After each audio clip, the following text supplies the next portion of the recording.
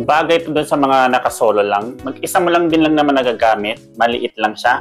So, 220 volts mga idol. Especially dun sa mga lagi may ginagawa, nasa harap ng computer, editing. Napakainit po ngayon guys, kaya mas maganda may nakatutok sa atin na electric fan.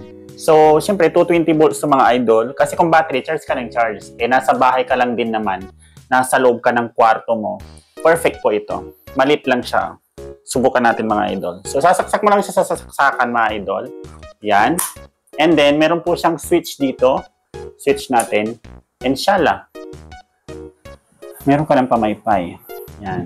Good po to for solo lang. Yan. Nasa PC ka. Sarap ka ng PC. Or kung natutulog ka, may extension ka naman. Gusto mo solo. Or meron yung mga inverter na maliliit. Pwede mo siyang isaksak. Yan. Pero kung solo ka lang din yan, malakas ang hangin. Sakto lang yung hangin yung mga idol. Okay, 220 volts. Yan. Maliit lang siya mga idol. Pero napaka-strong din ng kanyang win. Yan, click nyo lang yung yellow basket mga idol kung gusto nyo to. Cute na cute, ang gandang tignan. Talagang electric fan. Cute. Oh, siya. Sarap ng computer, perfect.